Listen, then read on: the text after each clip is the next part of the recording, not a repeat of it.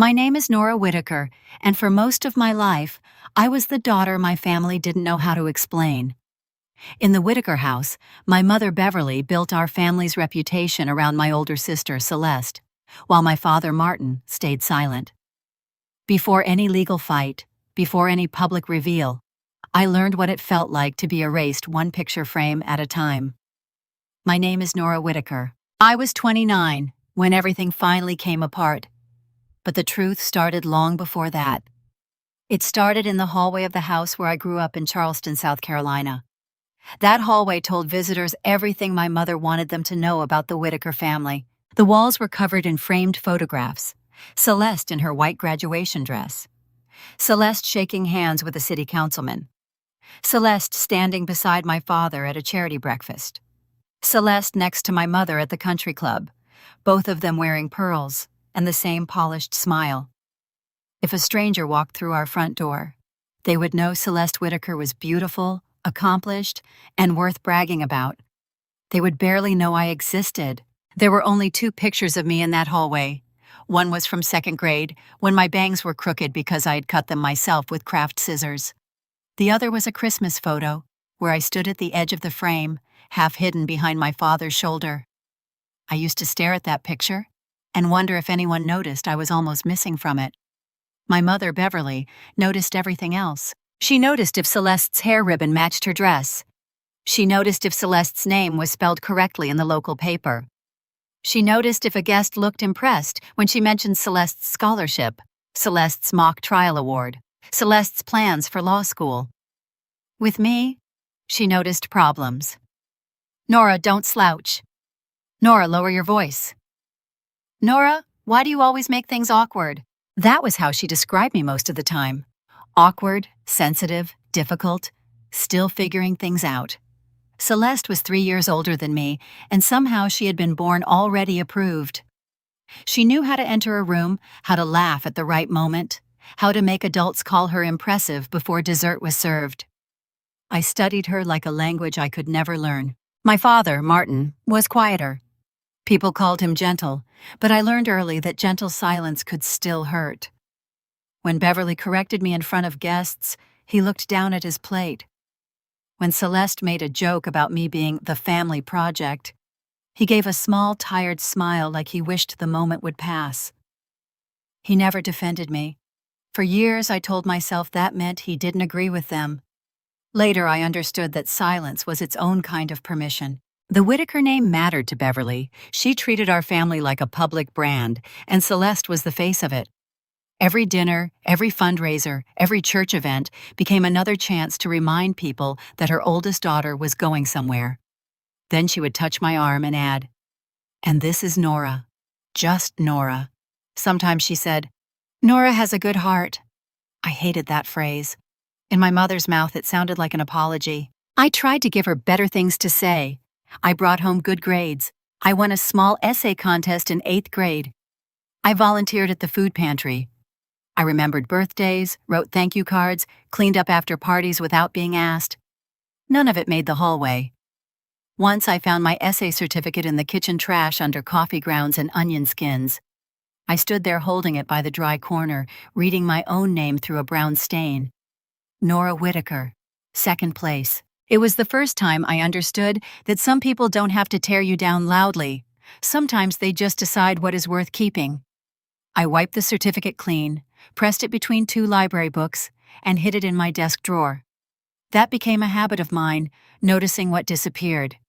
A missing photo, a changed story, a name left out of a toast, a document moved from the counter before guests arrived. Back then, I didn't call it evidence. I was just a lonely girl trying to prove I had been there. But I remembered everything. And years later, that would become the one thing my family never saw coming. When I started working for my brother-in-law, I honestly believed it was my chance to become part of the family, instead of just existing on the edge of it. Instead, I slowly realized that the more invisible my work became, the more valuable it was to everyone except me. I was 24 when Grant Ellison offered me a position at Ellison Coastal Realty. To this day, my mother still tells people that Celeste got Nora a job because she felt sorry for her. That isn't what happened. Grant had just expanded his commercial real estate business. Residential properties weren't enough anymore. Warehouses, distribution centers, refrigerated storage facilities, industrial parks. Those projects brought in serious money, and they generated mountains of paperwork. He needed someone patient, someone organized, someone who wouldn't complain about sitting behind a computer for 10 hours a day. I accepted immediately because I genuinely thought I had finally earned an opportunity. The office sat on the third floor of a renovated brick building overlooking the Cooper River. It wasn't flashy, but everyone inside acted like they were building the future of South Carolina one property at a time. Grant introduced me on my first morning. "This is Nora," he said. "She'll be helping with paperwork." Helping, not managing, not coordinating, just helping. I smiled anyway. I told myself titles didn't matter. For the first few months, I loved the work. Every commercial property produced hundreds of pages of documents, purchase agreements, environmental reports, insurance certificates, lease amendments, survey maps, contractor invoices, vendor licenses, inspection schedules. Most people hated dealing with them. I loved them. Paperwork made sense. Every document had a purpose. Every signature meant responsibility. Every missing page created a question. After only a few weeks, I developed small systems that made everyone's job easier. I color-coded renewal deadlines. I created digital folders that matched physical files. I built checklists so nothing was forgotten before closing. Without anyone asking, I started tracking insurance expiration dates because I noticed they were scattered across different spreadsheets. Grant never thanked me. He simply stopped checking those things himself. Slowly, more responsibility landed on my desk.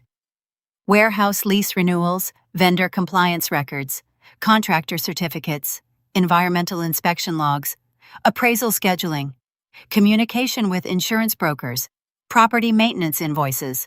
Clients started calling and asking for me directly because they knew I actually remembered their files. Grant hated that, not openly, never in front of clients. But every time someone said, "Can I speak with Nora?" I noticed the tiny pause before he transferred the call. Celeste worked only 2 floors above us. As the company's legal counsel, she came downstairs whenever contracts needed review. She rarely looked at me. When she did, it was usually to remind someone that I wasn't management. One afternoon, a client thanked me for solving a permitting issue that had delayed construction. Before I could answer, Celeste smiled and said, "Nora's very detail-oriented."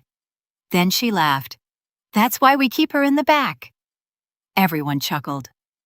I forced a smile because I had learned years earlier that embarrassment lasted longer if you fought it. Inside, though, something changed. I realized they appreciated my work. They just didn't want anyone else to appreciate me. Months turned into years. My desk became the place where problems disappeared. Missing certificates somehow got found. Insurance renewals happened before anyone remembered them. Contractors received corrected paperwork before mistakes became lawsuits. People assumed Grant was incredibly organized. They never knew how many late nights I spent making that look true. Then small things started bothering me. Not dramatic things, tiny inconsistencies. A warehouse insurance certificate with every required signature except one. An invoice number that appeared twice in different payment folders. A contractor listed under 2 different company names. An environmental inspection attached to the wrong property. Individually, none of it meant much. Together, they formed a pattern. I didn't accuse anyone. I simply corrected what I could and left sticky notes on the files. Missing signature. Please verify payment. Duplicate invoice. Sometimes Grant thanked me. More often, he peeled off the note without saying a word.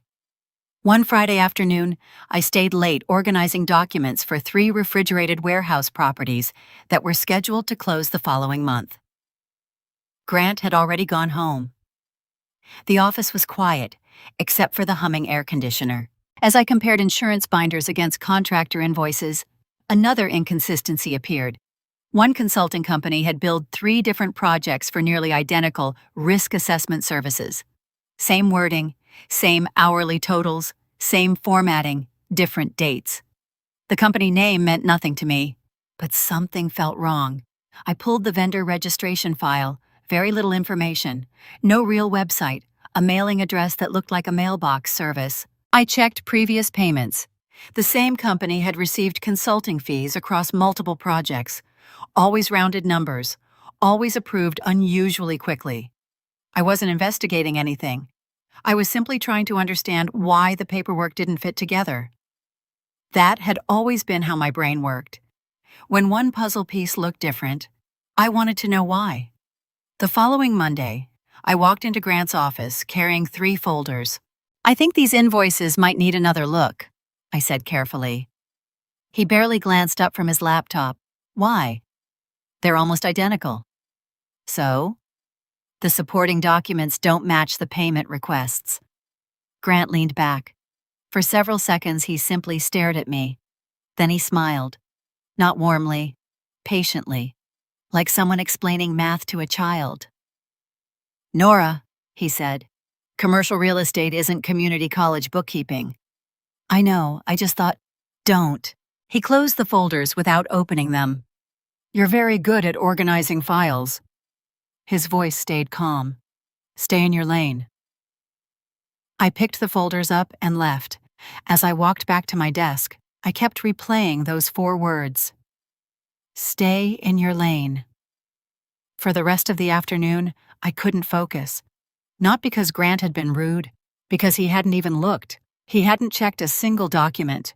He had already decided that whatever I found wasn't worth seeing. That night, while locking my filing cabinet, I looked back across the office. Everyone had gone home. Rows of neatly labeled cabinets stood against the walls. Thousands of contracts, thousands of signatures, thousands of decisions. Most people saw paper. I saw stories. And lately, some of those stories weren't adding up. I thought asking a simple question would start a conversation. Instead, it quietly ended my career, destroyed my reputation inside my own family, and taught me that truth means very little when the wrong people control the story. For about 2 weeks after Grant told me to stay in my lane, I did exactly that. At least, that's what everyone else thought. I stopped leaving sticky notes on questionable files. I stopped asking why invoices looked identical. I stopped pointing out missing signatures before meetings. From the outside, I became the perfect employee again. Inside, I couldn't ignore what I had already seen. Once you notice a pattern, your brain refuses to unsee it. The duplicate consulting invoices kept showing up. Insurance endorsements appeared days after approval dates. Vendor files were strangely incomplete. None of those things proved fraud. But together they made me uncomfortable. I wasn't trying to expose anyone. I simply wanted to understand how our office worked. Looking back now, I think Grant noticed that before I did. One Tuesday morning, he walked past my desk and stopped. "You seem quieter." "I've just been focusing on my work." "Good." That was all he said, but something about the conversation felt less like encouragement and more like measurement, like he was checking whether I had become predictable again. I wanted things to return to normal. I wanted to believe I had misunderstood everything. Then another file landed on my desk. It involved 3 refrigerated warehouse properties scheduled to close within the same month. While updating insurance records, I found another consulting payment approved through the same company I had questioned before. Different property, different client. Exactly the same billing language. This time, there was also an unsigned insurance endorsement attached to the file. The page where approval should have appeared was blank. I checked the digital copy. Blank there too. That wasn't normal. I printed both versions and carried them to Grant's office. I remember standing outside his door for almost a full minute before knocking. He motioned me inside without looking away from his computer. "What is it?" "I think this insurance packet is incomplete." He reached for the folder almost automatically. Then he saw which property it involved. His expression changed, not dramatically, just enough. He closed the folder before opening it. "I already reviewed this." "I don't think you did." He looked up slowly. "What did you say?" "I mean, the endorsement isn't signed." "It's fine. It can't be finalized without—" "Nora." He said my name quietly, too quietly. I said it's fine. The room became painfully still. I wasn't trying to challenge him. I honestly believed I was protecting the company. I'm only worried someone might question it later. Grant folded his hands. Who taught you to worry about things outside your job description? No one. I've been doing commercial real estate for almost 15 years. I know. And you've been filing paperwork. Yes. So which one of us understands these transactions? I swallowed. You do. Then trust me. I left his office carrying the same folder. Nothing had been resolved. For the first time since joining Ellison Coastal Realty, I wondered whether I was no longer part of the team. Maybe I had become something else, a liability. 3 days later, I received an email asking me to attend a meeting with Human Resources at 10 o'clock Monday morning. There was no subject line beyond staff meeting. I assumed it involved new procedures. I even brought my notebook. The meeting lasted less than 9 minutes. The HR manager sat across from me with Grant beside her. She never looked comfortable.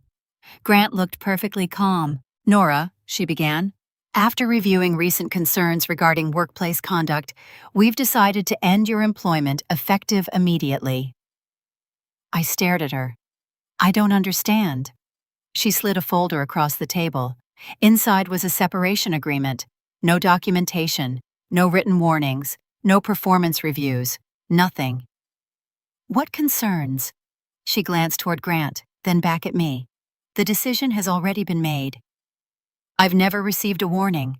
This isn't about one specific incident. Then what is it about? Grant answered instead. We need employees who trust leadership. I looked at him. I did trust you. He didn't respond. I tried again. Can someone tell me what I actually did wrong? The HR manager lowered her eyes. We're not discussing internal personnel matters, but I'm the personnel. Silence. I looked from one face to the other. Neither of them would meet my eyes anymore. That was when I understood. There wasn't an answer, because there wasn't a reason they wanted to put in writing. The decision had already existed before the meeting began. You'll have 30 minutes to collect your personal belongings, the HR manager said softly. My access will be disabled at 11. I nodded, because I suddenly couldn't trust my voice. Walking back to my desk felt surreal. People kept working. Phones kept ringing. Someone laughed in the break room. My entire professional life had just collapsed, and the office continued like nothing had happened. I packed one drawer, a coffee mug, a notebook, 2 pens, a framed picture of me and my dad from years earlier. A tiny, succulent someone had given me for Administrative Professionals Day. That was everything I owned after nearly 4 years. As I carried the box toward the elevator, I looked down the hallway. Celeste's office door upstairs was open. She was standing inside talking to another attorney. She saw me. Our eyes met for maybe 2 seconds. She knew. I could tell immediately. She didn't wave. She didn't ask what happened. She simply turned back toward her conversation. That hurt more than losing my job. Because she wasn't just my company's attorney, she was my sister.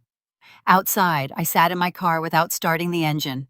For almost 20 minutes, I replayed every conversation I'd had over the past month. Every file, every invoice, every missing signature, every question. Eventually, I drove home. Not because I had accepted what happened, because there was nowhere else to go. That evening, Beverly called. I hadn't even told anyone yet. Celeste said you lost your job.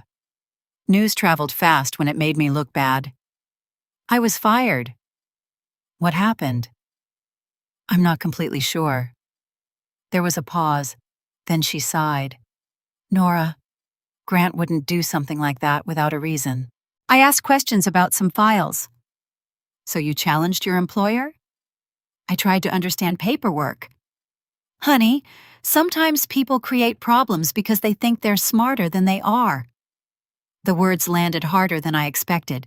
Before I could answer, she added, Celeste said you've been struggling at work for months.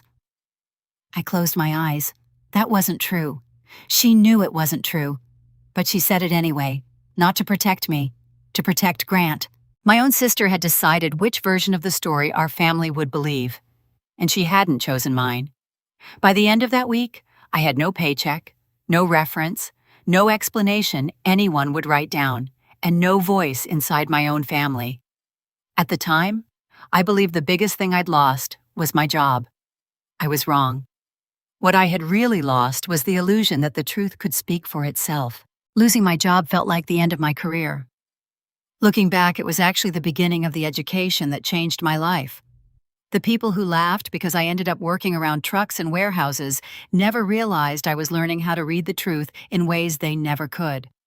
For the first month after I was fired, I treated job hunting like a full-time job. Every morning, I updated my resume. Every afternoon, I sent applications. Every evening, I checked my email. Most companies never responded. The few that did wanted references. Ellison Coastal Realty had been my only professional employer. Without Grant's recommendation, interviews ended almost as quickly as they started. My savings disappeared faster than I expected. Rent, car payment, insurance, credit cards, student loan. I had never realized how expensive ordinary life could become once a paycheck disappeared. By the 6th week, pride had become a luxury I couldn't afford. A staffing agency called about an overnight operations assistant position at Atlantic Cold Freight, a refrigerated logistics terminal outside Wilmington. The recruiter apologized before describing the job. "It isn't glamorous." I almost laughed. At that point, glamorous wasn't even on my list. The terminal sat far outside the city, surrounded by warehouses, loading docks, and endless rows of white refrigerated trailers. My shift started at 10 every night. It ended just after sunrise. Most people imagined warehouse work as lifting boxes. That wasn't my job. I sat inside a small operations office surrounded by monitors, dispatch screens, shipment schedules, and stacks of transportation paperwork. Every truck carried something valuable: seafood, medical supplies, frozen pharmaceuticals, specialty ingredients for restaurants. If the temperature inside a trailer changed by only a few degrees for too long, an entire shipment could become worthless. That meant paperwork wasn't just paperwork anymore. It was evidence. The operations supervisor introduced himself on my first night.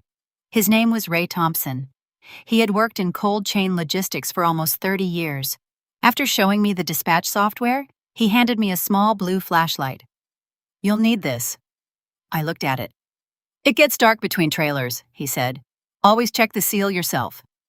That flashlight fit into my jacket pocket. I carried it every night. At first, it was just another tool. Eventually, it became something much bigger. Ray believed every shipment told a story. He repeated that almost every week. Never trust one document. He would tap a stack of delivery paperwork. Trust the story all of them tell together. That sentence stayed with me. Every shipment created dozens of records. GPS tracking, temperature logs, driver inspection reports, fuel receipts, gate entry timestamps, digital signatures, security camera footage, maintenance records. One document could lie. 10 documents usually couldn't. The first time I caught an error, nobody celebrated. A trailer carrying frozen shrimp arrived with perfect paperwork. Everything looked right. But while checking the electronic log, I noticed the GPS showed a 43-minute stop that wasn't listed anywhere else. The driver insisted he had never stopped. The paperwork agreed with him. The GPS didn't. Ray smiled. "What made you look?" "The timestamps." "What about them?" "They felt too perfect." He laughed. "Exactly." The refrigeration unit had briefly failed during that undocumented stop. The shipment was rejected before reaching the customer. That single decision saved the company hundreds of thousands of dollars. No one outside the terminal ever heard about it. That was fine. I wasn't there for recognition anymore. I was there to survive. Weeks became months. I learned that every missing timestamp raised a question. Every broken seal created liability. Every handwritten correction required an explanation. Every invoice connected to another document somewhere else. The work changed the way I saw information. Back at Ellison, I had looked at paperwork one page at a time. Here, I learned to see systems. A seal matched a trailer number. A trailer matched GPS data. GPS matched fuel purchases. Fuel purchases matched driver logs. Driver logs matched warehouse cameras. Everything connected. Or it should have. When something didn't connect, there was always a reason. Sometimes it was innocent, sometimes it wasn't. I started taking online certification courses after work. Cold chain compliance, transportation regulations, risk management, cargo insurance, federal documentation standards. Nobody asked me to. Nobody even knew. I paid for some classes 1 month at a time because that was all I could afford. I printed every certificate and saved every digital copy. Not because I thought anyone would care, because I cared. For the first time in years, I was learning something no one could take credit for, except me. My family saw things differently. One Sunday afternoon, I drove to my parents' house for lunch. Beverly asked how work was going. I actually like it. She looked surprised. The truck place? The logistics terminal. She smiled politely. I'm just glad you found something until you get a real office job again. I looked down at my plate. It is a real job. I'm sure it is. Then she turned toward a neighbor sitting across the table. Celeste's preparing for another commercial development case. She's becoming one of the best real estate attorneys in the state. The conversation moved on. Mine ended there. Nobody asked another question about my work. Nobody wanted to hear about transportation law, compliance audits, or refrigerated logistics. They had already decided what my job represented. Failure. I stopped trying to explain it. Instead, I kept learning. Ray noticed before anyone else. One night, after I corrected another documentation issue involving a carrier invoice and an inspection report, he leaned against the doorway and crossed his arms. You've got an unusual brain. I laughed. My mother would disagree. I'm serious. He pointed toward the paperwork spread across my desk. Most people read forms. You read relationships? I didn't answer, because I knew exactly what he meant. I wasn't looking at documents anymore. I was looking at how they fit together, or how they failed to. Before leaving that morning, Ray nodded toward the blue flashlight clipped to my jacket. Keep that thing. You sure? You've earned it. I slipped it into my pocket before walking to my car. It was old, scratched, worth maybe $10. But every time I held it, I remembered something important. Truth rarely hides in the spotlight.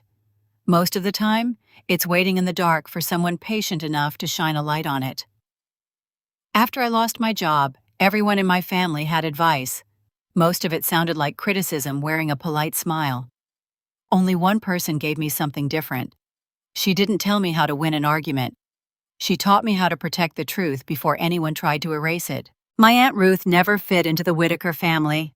According to my mother, she had made too many bad decisions. She married too young. She divorced twice. She lost a bakery she had poured her savings into. By the time I was growing up, Beverly spoke about Ruth the way some parents talk about cautionary tales. Don't end up like your aunt. What my mother never mentioned was that Ruth always got back up. After the bakery closed, she didn't ask anyone to rescue her.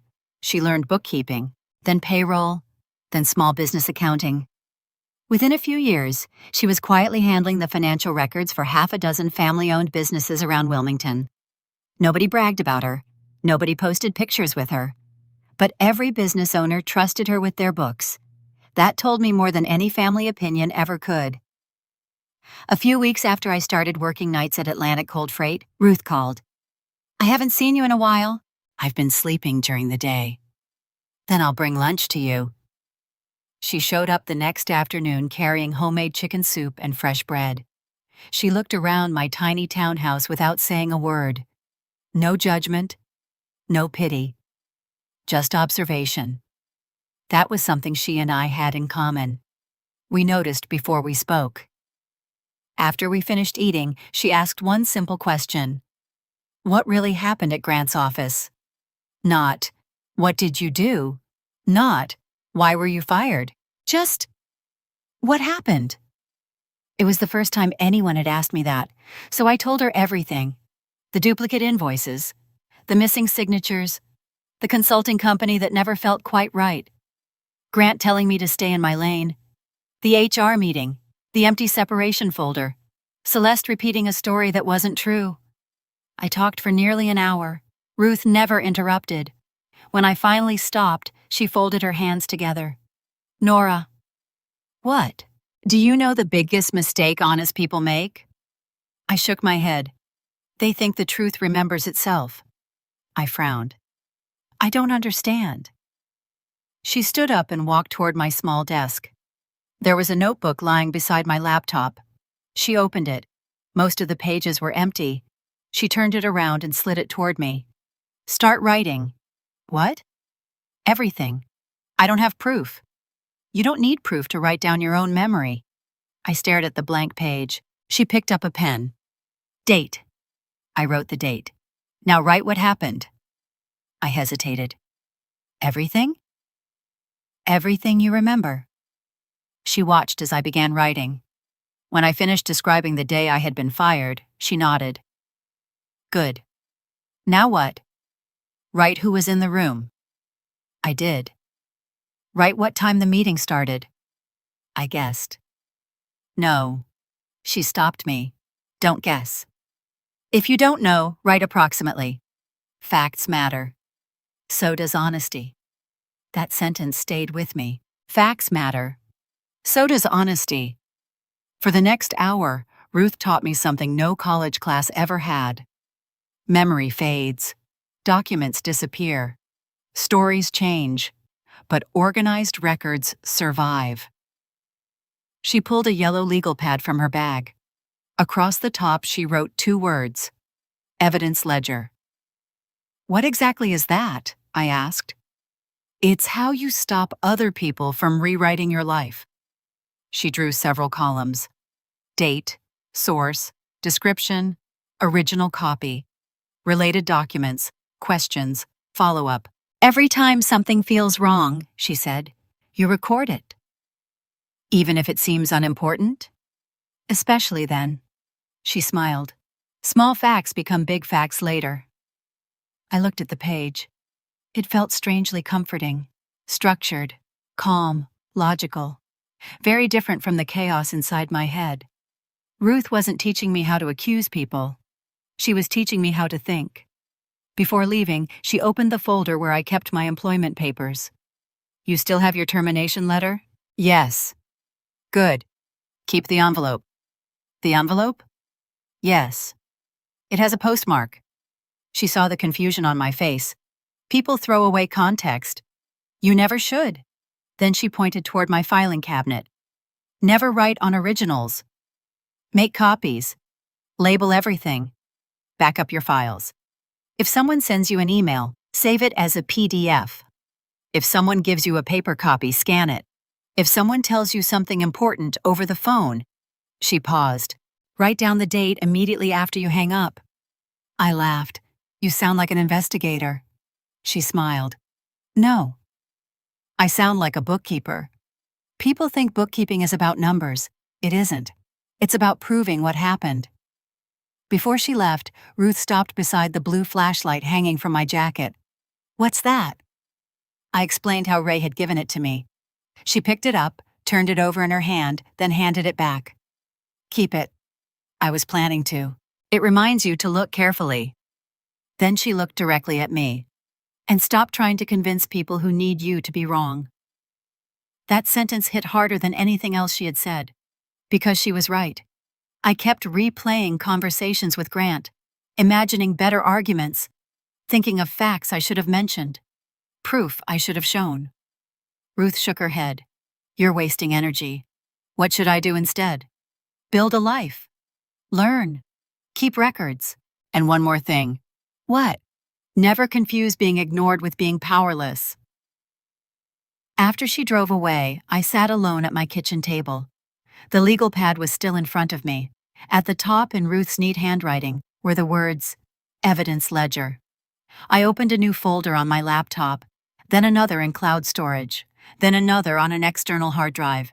Every employment document, every certification, every receipt for training classes, every note from work. Everything went into organized folders with dates and descriptions. Nothing important would ever exist in only one place again. At the time, I thought I was simply becoming more organized. Years later, I would realize Aunt Ruth had quietly handed me the foundation of everything that followed. She didn't teach me how to win. She taught me how to make the truth impossible to erase. I didn't start a company because I dreamed of becoming an entrepreneur. I started one because I kept seeing the same problems in different businesses, and I realized nobody was fixing the parts everyone else ignored. The funny thing was, my family still thought I was doing paperwork. They had no idea that paperwork was quietly becoming my business. By the spring of 2022, I had settled into a rhythm that most people would have called exhausting. I worked overnight shifts at Atlantic Cold Freight. I slept for a few hours during the day. Then I spent my afternoons taking online certification courses or helping small businesses with operational problems. None of it felt glamorous. It felt necessary. Every certification I completed taught me another piece of the same lesson. A business rarely collapsed because of one dramatic mistake. It usually bled money through 100 tiny ones: a missed renewal, an outdated insurance certificate, an invoice that nobody questioned, a delivery log that never matched reality. Those were the kinds of problems people ignored because they looked boring. I had started to realize boring problems were often the expensive ones. The first person who paid me wasn't a corporation. It was a man named Luis Ortega, who owned a small seafood market near the Wilmington waterfront. One of Ray's friends introduced us. "Luis keeps losing money," Ray told me. "He thinks it's inventory." "It probably isn't." Ray smiled. "Go look." Luis expected me to count boxes. Instead, I asked for invoices, insurance policies, delivery schedules, temperature logs, vendor contracts. He looked confused. "I thought you worked in logistics." "I do." "So why are you asking about insurance?"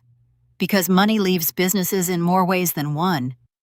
For 3 afternoons, I sat in the back office surrounded by paper records. By the 4th day, I found the problem. His supplier charged emergency refrigeration fees almost every week. The invoices looked legitimate. The fees weren't. The transportation agreement already included emergency refrigeration coverage. Luis had been paying twice for the same service for almost 18 months. Nobody noticed because the charges were small. Individually, they looked harmless. Together, they had cost him thousands of dollars. Luis stared at the contract for nearly a minute. "I've had 2 accountants. They never caught this." "They were looking at numbers," I said. "I was looking at relationships." That sentence surprised even me. It sounded exactly like something Ray would have said. Luis recovered enough money to upgrade part of his refrigeration system. Before I left, he handed me an envelope. "I can't pay consulting rates." "I'm not a consultant." "You are now." Inside was a check. It wasn't a huge amount, but it was the first money anyone had ever paid specifically for my judgment. Not my labor, my judgment. A few weeks later, Luis recommended me to a restaurant owner who couldn't understand why insurance premiums kept increasing every year. That problem had nothing to do with insurance. The restaurant's supplier contracts listed inconsistent delivery procedures. Because responsibilities shifted between vendors, every claim looked riskier than it actually was. We rewrote the contracts. The following renewal dropped dramatically. Then came a specialty food distributor, then a frozen dessert manufacturer. Every business looked different. Every solution started the same way. I asked for documents, lots of them: invoices, schedules, policies, permits, inspection reports. Most owners apologized for how messy everything looked. I never minded. Messy paperwork usually meant hidden answers. Word spread slowly, not through advertising, through conversations. "You should call Nora. She found something our accountant missed. She fixed our contracts. She caught a renewal nobody noticed." I wasn't selling miracles. I was selling clarity. By the end of that summer, I had more requests than I could handle after my night shifts. One evening, Ray found me asleep in the break room during lunch. He didn't wake me immediately. When I finally opened my eyes, he was sitting across from me drinking coffee. "You can't keep doing both forever." "I know. So what's the plan?" I looked down at my notebook. I don't know if this is a real business. He laughed. You already have clients. 3. You've been paid. A little. They recommend you. Apparently. So what exactly are you waiting for? I didn't answer. Because I knew. Permission. Not from Ray. From myself. A month later, Aunt Ruth came over for dinner. I told her about Luis, the restaurant, the distributor. She listened quietly. Then she asked, "Do they all hire you for the same reason?" I thought about it. No. They think they do. But they all actually hire me because… I stopped. She smiled. Finish it. Because they can't see where their paperwork stops matching reality. Ruth nodded. There's your business. The sentence sounded ridiculously simple. Until then, I thought I was doing random freelance jobs. She saw something bigger before I did. Over the next few weeks, we sat at my kitchen table almost every Saturday afternoon. Legal pads, coffee, spreadsheets. We weren't writing a business plan for investors. We were trying to answer one question. What problem do you solve? Not, what service do you sell? That difference mattered. By October, I had my answer. I didn't organize paperwork. I reduced operational risk. That became the foundation for everything else. Choosing a company name took longer than writing the business plan. Most names sounded corporate, forgettable, generic. One night, after finishing another shift, I took the blue flashlight out of my pocket before walking into the house. I set it on the kitchen table. Then I looked at a title chart lying beside one of Luis's shipping schedules. The idea came almost immediately. Tides move constantly. Locks keep things secure. Tide lock. It sounded steady, reliable, quiet. Exactly the kind of company I wanted to build. In March 2022, Tidelock Compliance Services officially became a registered business. I celebrated by eating takeout Chinese food alone in my townhouse. No ribbon cutting, no champagne, no social media announcement, just incorporation papers sitting beside my laptop. They were the first professional documents in my life that belonged entirely to me. A few weeks later, I hired my first part-time assistant. Miguel had spent years dispatching trucks before his employer downsized. He understood transportation better than anyone I knew. Soon after, Keisha joined us. She had worked bookkeeping jobs while raising 2 children by herself. Neither of them cared about appearances. They cared about solving problems. It felt like the first real team I'd ever been part of. My family knew almost nothing about any of this. At Sunday lunch, Beverly asked how work was going. I've been pretty busy. Still at the warehouse? And with some private clients. She smiled politely. Oh, helping people organize paperwork? Something like that. Celeste barely looked up from her salad. Well, everyone has to start somewhere. Nobody asked another question. Nobody wondered why I suddenly looked exhausted all the time. Nobody noticed I was carrying incorporation documents in my briefcase. Nobody imagined that while they still thought I was filing papers for truck drivers, I was quietly building something that finally belonged to me. For the first time since losing my job, my future wasn't tied to someone else's approval. It was tied to the work I could prove I knew how to do. And that made all the difference. For almost 2 years, Tidelock survived one client at a time. Then one phone call changed everything. It wasn't just a bigger contract. It was the moment I stopped thinking like someone trying to prove herself and started building something that could outlive me. By early 2023, I had finally reached a point where I no longer worked night shifts. Leaving Atlantic Cold Freight was one of the hardest decisions I had ever made. Ray shook my hand on my last morning. I knew you wouldn't stay here forever. I almost did. He smiled. No. You stayed long enough to learn. Before I left, he pointed at the blue flashlight clipped to my bag. You still carrying that? Every day. Good. Never stop checking the seals. I knew he wasn't talking about trailers anymore. He was talking about people. By then, Tidelock had grown to 6 regular clients. Miguel managed transportation reviews. Keisha handled bookkeeping and client scheduling. I spent most of my time visiting facilities, reviewing documentation, and building standardized compliance procedures for businesses that had never really thought about compliance until something went wrong. We weren't making huge money, but every month was better than the last. One Tuesday morning, I received a phone call from a woman named Maribel Quinn. She owned Harborline Collection, a small but growing group of boutique waterfront hotels along the Carolina coast. "I got your name from Luis Ortega," she said. "He told me you don't solve the problem people call you about. You solve the one they haven't found yet." I laughed. "Sometimes. Our insurance broker thinks we've got a logistics problem." "What do you think?" "I think I've been paying smart people a lot of money without getting smart answers." That sounded familiar. 3 days later, I drove to Harbor Line's flagship property in Beaufort. Maribel was exactly the kind of business owner I respected. She didn't pretend to know everything. She simply wanted the truth. She handed me a thick binder. "This is everything." "It never is," I said automatically. She smiled. "I was hoping you'd say that." For the next 2 weeks, I practically lived inside Harbor Line's records. Food delivery contracts, cold storage maintenance agreements, insurance policies, temperature monitoring reports, vendor invoices, emergency repair logs, kitchen inspection records. At first glance, everything appeared organized. The numbers balanced. Invoices matched payments. Insurance policies were active. But the story didn't fit. One afternoon, I spread 12 different documents across the conference table. Maribel walked in carrying coffee. "You found something." "It isn't one thing." "What is it?" I pointed toward the documents.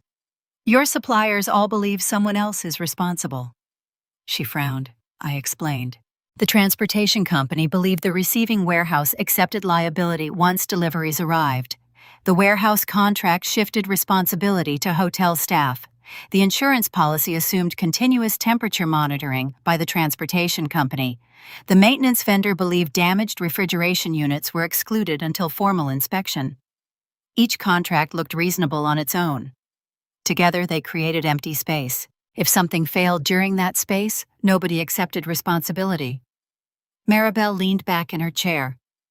"So everyone's protected?" "No. No one is." Over the following month, Tidelock rebuilt Harbor Line's entire cold chain compliance system. We rewrote operating procedures, standardized inspection checklists, created chain of custody documentation, matched insurance requirements to transportation contracts, added timestamp verification procedures, built escalation reports for equipment failures. Miguel redesigned delivery verification. Keisha rebuilt vendor tracking. I organized everything into one integrated framework. Every process connected. Every document supported another document. Nothing stood alone anymore. For the first time, I gave the system a name. Blue Lantern Ledger. Nobody outside Tidelock understood why. My employees did. Every checklist, every inspection, every exception report, every timestamp, every supporting document connected through one evidence structure. It wasn't just paperwork. It was proof. 3 months after implementation, Harbor Line faced its first major test. A refrigeration unit failed during delivery to one of their hotels. Before Tidelock, the claim would have turned into months of finger-pointing. Instead, every timestamp existed. Every seal inspection had been documented. GPS logs matched delivery records. Temperature histories showed exactly when the equipment failed. Vendor responsibility was clearly defined. The insurance carrier approved the claim within weeks. Maribel called me herself. "I've never seen an insurance company move this fast." "They didn't have anything to argue with." She laughed. "I like your way of thinking." A week later, she invited me to lunch.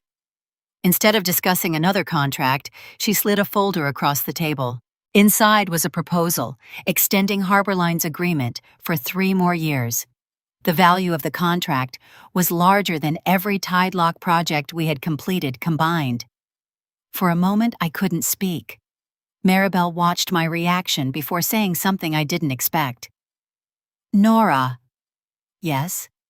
"You've built something valuable." "I hope so." "No." "You have. Then she tapped the binder containing the Blue Lantern procedures. And valuable things get stolen. I looked at her. I'm serious. Most business owners think their value is relationships. They're wrong. It's systems. The way you solve problems. The language you use. The structure you created. She closed the binder. If someone copied this tomorrow, could you prove it belongs to you? I opened my mouth, then closed it again. The honest answer was no. I could prove I wrote it. I couldn't prove ownership in a legal sense. Maribel gave me the name of an intellectual property attorney she had worked with years earlier. I don't care if it costs money. Protect this. Because if your company keeps growing, somebody will eventually decide it's cheaper to copy you than compete with you. That sentence stayed with me for weeks. I hired the attorney. It turned out protecting a business involved much more than filing one document. Every version of Blue Lantern Ledger received its own version history. Every update was archived. Every training manual carried internal identifiers. Our digital files included embedded metadata. Original drafts were stored separately from working copies. Client versions contained invisible watermark markers. The attorney also recommended registering the copyright for our training materials, compliance framework, and documentation system. I signed every application carefully. For the first time in my professional life, I wasn't just creating work. I was legally establishing ownership. Ruth smiled when I showed her the paperwork. I was wondering when you'd get here. You expected this? I expected you to realize that evidence isn't only for defending yourself. What else is it for? For proving something belongs to you. That changed the way I thought about everything. Not long afterward, Harborline sent Tidelock a formal letter praising our work. The insurance carrier issued written confirmation that the documentation system had significantly reduced claim disputes. Our client list grew almost entirely through referrals. Each success added another document, another testimonial, another completed project, another verified timeline. I saved every one of them. Not because I imagined anyone would ever question what Tidelock had built, because I had learned long ago that memories fade. Records don't. Looking back now, Harborline gave me far more than my first major contract. It gave me something much more valuable. It gave me legally documented proof that the work I created belonged to me long before anyone else decided they wanted it. For almost 3 years, my family believed my life had stalled. They thought I was still the quiet woman who organized paperwork for warehouses and truck drivers. The strange part was that I never corrected them. I had learned that not every misunderstanding needs to be fixed. Sometimes the safest place to build something valuable is inside someone else's low expectations. By the beginning of 2025, Tidelock had grown far beyond the little kitchen table business Ruth and I had imagined. We had 26 employees. Miguel now managed transportation compliance for several regional accounts. Keisha had become our operations manager and knew our internal systems almost as well as I did. We had clients across North Carolina, South Carolina, and Georgia. Most of our work came from referrals. We rarely advertised. Our reputation did the marketing for us. Every successful audit led to another recommendation. Every recommendation led to another contract. The growth wasn't explosive. It was steady, predictable, exactly the way I liked it. Success, I had learned, wasn't built through dramatic victories. It was built through hundreds of quiet mornings when everyone simply did their jobs well. Ironically, that was the same kind of work my family had always dismissed. One Sunday afternoon, I stopped by my parents' house after church. Beverly asked the same question she always asked. So, still keeping busy with your warehouse paperwork? I smiled. Very busy. Good. At least it's stable. Then she immediately turned toward Celeste. So tell us about the Charleston development. The conversation moved on exactly the way it always did. Nobody asked why I drove a newer car. Nobody wondered why I had started wearing tailored business suits instead of old warehouse jackets. Nobody questioned why my phone kept buzzing with client calls during lunch. They had already decided who I was. And once people believe they know your story, they stop looking for updates. Grant certainly had. His company, Ellison Coastal Realty, had spent the previous year chasing a massive opportunity, Cape River Cold Storage. It wasn't just another warehouse project, it was one of the largest refrigerated logistics developments planned along the Carolina coast. The project involved investors from multiple states, institutional financing, insurance carriers, transportation partners, and long-term operating agreements. Winning the management contract would transform Grant's business. Losing it would leave Ellison struggling against much larger competitors. For the first time in years, Grant needed something his company had never truly built. Operational compliance, not legal contracts, not real estate negotiations, actual cold chain compliance systems, the kind of systems Tidelock specialized in. Of course, I didn't know any of this at the time. What I learned later came from documents, emails, timelines, and people who eventually decided to tell the truth. Grant first tried solving the problem the way he solved most problems. He delegated it. Several employees attempted to build compliance manuals using generic templates downloaded from industry organizations. The results looked impressive, until experienced investors started asking questions. How would vendor accountability be tracked? Where was the chain of custody documentation? How were temperature excursions documented? What audit process existed for insurance disputes? What evidence supported operational claims? Those weren't legal questions. They were operational questions. Grant didn't have good answers. Then someone inside Ellison remembered something. Years earlier, while working in Grant's office, I had created internal checklists to organize vendor documentation and insurance renewals. They had never been formal systems, just practical tools I built to make daily work easier. Grant still had copies buried somewhere inside old company folders. According to later discovery records, those files became his starting point. Unfortunately for him, my work hadn't stopped evolving after I left. Everything I had learned at Atlantic Cold Freight, everything we developed at Harborline, everything protected inside Blue Lantern Ledger. It all existed now inside Tidelock's proprietary framework. Grant wasn't simply looking at old office documents anymore. He was looking at ideas that had grown into intellectual property. He either didn't understand the difference or believed it didn't matter. I suspect it was both. A few weeks later, Celeste became involved. I wouldn't learn the details until much later, but emails eventually showed she reviewed draft materials prepared for the Cape River proposal. She knew the company was presenting operational procedures that Ellison had never developed independently. She never asked where they came from. Or perhaps she already knew. Either way, she approved the direction. That decision would eventually become one of the biggest mistakes of her career. Inside Tidelock, life continued normally. We hired 2 additional analysts, finished another hotel compliance project, expanded our document retention policies. I spent most days reviewing audit reports instead of handling routine client work. Nothing felt unusual. Then one afternoon, Keisha walked into my office holding a trade publication. "Have you seen this?" She placed the magazine on my desk. Across one page was an article announcing finalists competing for the Cape River management contract. Grant's photograph appeared beside the story. I studied the article for only a few seconds, then closed the magazine. "Good for him." Keisha looked surprised. "You don't seem bothered." "Should I be?" "He used to treat you terribly." "That was years ago." And I genuinely meant it. By then, I wasn't trying to compete with Grant. We weren't serving the same clients, we weren't chasing the same projects. As far as I knew, our businesses occupied completely different worlds. What I didn't know was that Grant had already decided otherwise. Instead of building a compliance system that could compete with Tidelock, he chose something much easier. He decided to make Tidelock disappear, not by attacking my company, by quietly turning my work into his.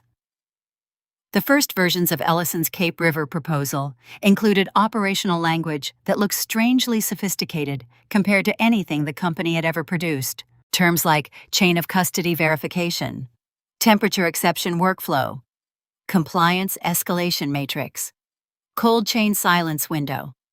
Most people would never notice those phrases. They sounded technical, generic even, but they weren't. Some of them didn't exist anywhere before we created them. Cold chain silence window was a phrase Miguel and I invented during a Harborline project to describe unexplained gaps in temperature reporting. It wasn't industry terminology, it was ours. So were several checklist structures, several reporting formats, several procedural sequences. Grant had spent years mocking the work behind warehouses. Now he was preparing to sell that same work to investors for millions of dollars. The irony would have been almost funny, if it hadn't been illegal. At that moment, though, I knew none of it. I was still running Tidelock, still improving Blue Lantern Ledger, still believing the hardest part of my journey had been surviving failure. I hadn't yet realized that success creates a completely different kind of risk. The day your work becomes valuable enough that someone decides it's easier to steal it than to build their own, everything changes. By the time Tidelock entered its 4th year, I had stopped measuring success by revenue alone. What mattered to me was trust. When clients called us, they weren't looking for someone to tell them what they wanted to hear. They wanted someone willing to tell them where the risk really lived. I never imagined that same reputation would become the reason I discovered someone had stolen my work. One Monday morning in May of 2025, Keisha knocked on my office door carrying a FedEx envelope. It came marked confidential. "Who's it from?" She glanced at the label. Harrison Capital. The name sounded familiar. They were one of several investment firms rumored to be involved in the Cape River cold storage project. Inside the envelope was a letter signed by one of their managing directors. It was surprisingly short. "Ms. Whitaker, your firm has been recommended to us as an independent specialist in cold chain operational compliance. We are reviewing several management proposals related to the Cape River project and would appreciate an objective assessment of the attached materials. We are not requesting legal advice. We simply want to understand whether the operational framework presented reflects genuine industry experience." That was all. No accusations, no explanation, just a request for a second opinion. I turned to the attached proposal. At first glance, it looked polished. Professional graphics, corporate branding, executive summaries, exactly what investors expected. The first 30 pages contained nothing unusual. Company history, financial projections, management structure. Then I reached the compliance section. My eyes stopped, not because the page looked familiar, because one sentence did. Cold chain silence windows exceeding 15 minutes require escalation through the operational evidence matrix. I read it twice, then a third time. Nobody outside Tidelock used the phrase cold chain silence window, not because it was confidential, because we had invented it. Miguel had scribbled those words on a whiteboard during the Harborline project after we struggled to describe unexplained gaps in refrigeration logs. I had laughed and said it sounded dramatic. "It fits," he answered. So we kept it. The phrase appeared in every version of Blue Lantern Ledger after that. I slowly continued reading. The terminology became more familiar with every page. Inspection sequencing, exception reporting, escalation categories, risk scoring tables. Even the order of several checklists matched our internal training manuals almost perfectly. Someone unfamiliar with compliance would never notice. I did, because I remembered building every section. I leaned back in my chair. For several long seconds, I simply stared out the office window. My first reaction wasn't anger. It was disbelief. Maybe one of my former employees had joined another company. Maybe they developed similar procedures independently. Maybe I was imagining connections that weren't there. Years earlier, I would have accepted one of those explanations. Now I knew better. Ruth's voice echoed in my head. Never assume. Verify. I didn't call Grant. I didn't call Celeste. I didn't even tell Miguel what I suspected. Instead, I opened the folder containing the original Blue Lantern framework. Every version had been archived exactly the way our attorney instructed. Creation date, revision history, internal version number, author identification, hash verification. I placed the Harborline master version beside the Cape River proposal. Then I compared them line by line. Some similarities could have happened by coincidence. Others could not. Entire procedural sequences appeared in identical order. Formatting had changed, Colors had changed, logos had changed, but the thinking underneath remained mine.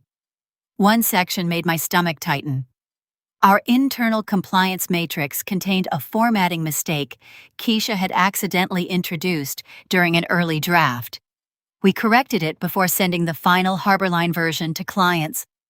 The proposal from Ellison repeated the exact same formatting error. Not the corrected version, the draft version. That wasn't inspiration, that was copying. I still wasn't ready to accuse anyone. I wanted facts, nothing else. The proposal had been delivered as a digital PDF. I downloaded the original file instead of printing it. Then I opened the document properties. Years earlier, metadata would have meant nothing to me. Now it was one of the first things I checked. Creation date, modification history, software version, embedded objects, author fields. Several author entries had already been removed. That wasn't unusual. Many companies cleaned metadata before distributing documents. But whoever prepared this proposal hadn't been thorough enough. The editing history showed multiple export stages. One embedded object referenced an internal file name that didn't match Ellison's naming conventions. Another layer contained traces of an image replacement. I enlarged the company logo. Tiny distortion appeared around one corner, as though another image had once occupied the same position. Then, I noticed something even stranger. One page contained a faint spacing irregularity beneath a heading, almost invisible. I copied the page into forensic PDF software we occasionally used to inspect damaged client files. The software highlighted deleted layers. A fragment of hidden text briefly appeared before disappearing. Not enough to read completely, but enough to identify the remains of one embedded watermark marker. Exactly the type our attorney had recommended years earlier. Someone hadn't simply recreated our work. They had edited one of our documents, very carefully. But not carefully enough. I took a slow breath, then another. I opened my evidence ledger, the same ledger Ruth had taught me to build years before. Instead of writing emotions, I recorded facts. Date received. Source, Harrison Capital. Purpose, independent operational review. Initial observations, potential similarities requiring verification. Every note referenced supporting files. Every supporting file received its own folder. Nothing relied on memory. Nothing relied on outrage. By late afternoon, Keisha knocked again. "You've barely moved all day." I looked up. "I need you to do something." "What?" "Make a complete forensic copy of everything in this folder. No edits. No renaming. No changes." She studied my face. "This serious?" "I don't know yet. But I intend to find out." That evening I drove to Aunt Ruth's house instead of going home. I didn't tell her what I believed. I showed her what I had. She spent nearly 20 minutes quietly reviewing the proposal. Finally, she closed the folder. "What are you feeling?" I answered honestly. "Angry?" She nodded. "Good. Now don't make any decisions while you're angry." I almost smiled. I wasn't planning to. "I know." She tapped the evidence ledger. "That's why you built this." Not to prove I was right, to prove what actually happened. The next morning, I called the intellectual property attorney who had helped protect Blue Lantern Ledger 2 years earlier. I didn't ask whether we should sue. I asked a much simpler question. "I think someone may be using my work. What do I preserve first?" There was a pause before he answered. "Everything." I looked around my office. For the first time since opening that FedEx envelope, I realized this wasn't a business disagreement. It wasn't a misunderstanding. Someone had taken work that legally belonged to Tidelock, removed its identity, and presented it as their own. And now the truth would have to be built the same way the framework itself had been, one document at a time. I had spent years learning that documents could tell the truth even when people refused to. What I hadn't expected was that one day another person would decide he couldn't stay silent anymore.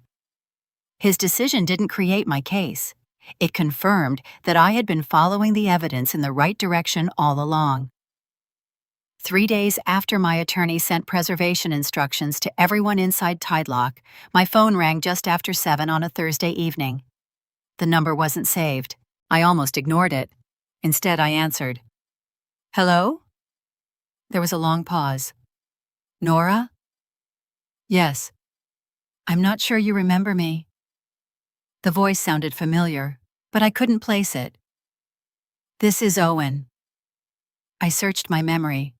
Then it came back. Owen Harris. He had started at Ellison Coastal Realty about a year before I was fired. Fresh out of college, quiet, hardworking, always nervous that he was making mistakes. I remembered helping him organize vendor files because nobody else had the patience. He had thanked me 3 different times for explaining something Grant had dismissed in 30 seconds. Owen, I said. How are you? Another pause. Not great. Something in his voice immediately made me sit up straighter. Are you somewhere you can talk? Yeah. I left the office. I don't think I can stay there much longer. I didn't interrupt. I saw something, he continued, and I think it involves you. My heart sped up. What did you see? I don't want to explain this over the phone. Can we meet? The next afternoon, we met at a quiet coffee shop nearly 40 minutes outside Wilmington. Owen arrived carrying an old laptop backpack. He looked exhausted, not frightened, burdened, the kind of tired that comes from carrying a secret for too long. He sat down, wrapped both hands around his coffee cup, and took a deep breath. I almost didn't come. I appreciate that you did. I keep thinking maybe I'm overreacting. What makes you think that? He looked directly at me. Because Grant always says people who don't understand business mistake confidence for dishonesty. I almost smiled. Tell me what happened. Owen opened his backpack and removed a legal pad. Not documents, just notes. I started writing everything down 3 weeks ago. Without realizing it, I glanced at the notebook with approval. Ruth would have done the same thing. He noticed. I remembered how you used to document everything. I said nothing. He continued. Grant asked me to help prepare the Cape River proposal. I wasn't writing the content. I was organizing supporting documents. He hesitated. One afternoon, he asked me to locate an old employee file. Whose? He looked at me. Yours. A cold feeling settled across my shoulders. What was he looking for? He didn't say. I found your personnel file. There were performance reviews, training certificates, and a page with your signature. I knew exactly what he meant. Every employee completed acknowledgement forms when company procedures changed. My signature would have been in dozens of old files. What happened next? He scanned it. I stayed completely still. He didn't ask HR? No. He scanned the page himself. Then Owen pulled a folded sheet of paper from his notebook. It wasn't the original document. It was a handwritten timeline. Dates, times, conversations. Every entry written in neat block letters. I started keeping this after something felt wrong. I looked up at him. You documented it? I figured nobody would believe me otherwise. For a brief second, I heard Aunt Ruth's voice again. Facts matter, so does honesty. Owen continued. A few days later, I saw your signature inside a compliance review. What kind of review? An internal operational approval. I knew you'd left years before, so I asked another employee why your name was there. What did they say? They laughed. And?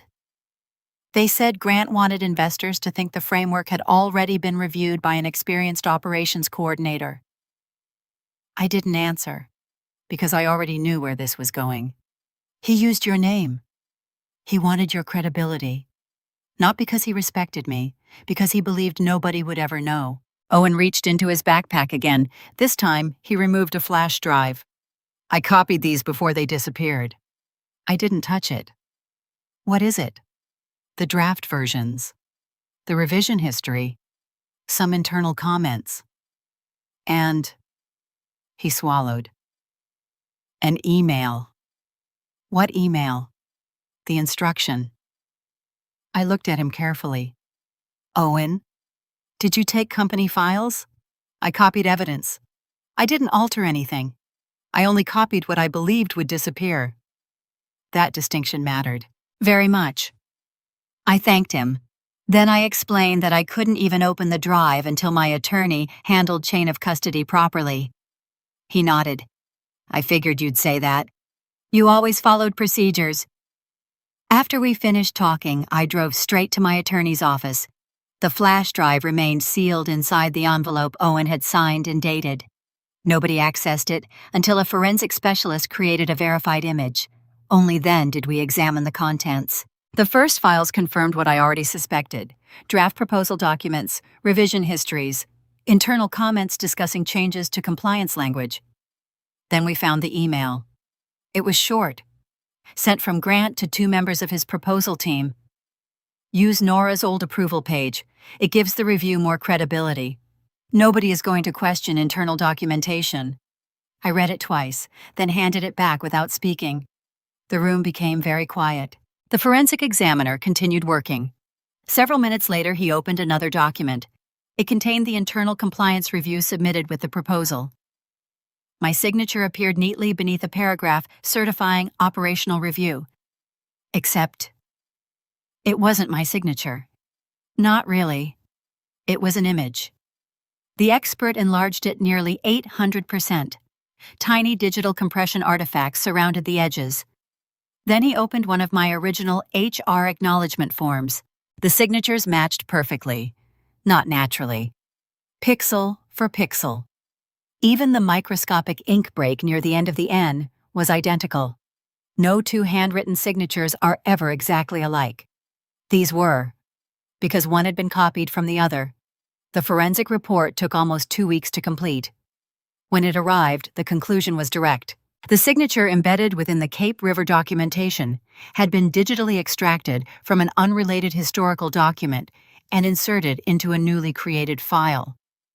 There was no ambiguity, no reasonable alternative explanation. Grant hadn't simply borrowed my ideas, he had borrowed my identity. That changed everything.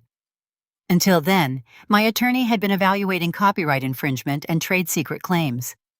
Now we added entirely new categories: forgery, misrepresentation, false attribution, potential fraud involving investor materials. The case had become much larger than intellectual property. I expected to feel angry. Instead, I felt something quieter, disappointed.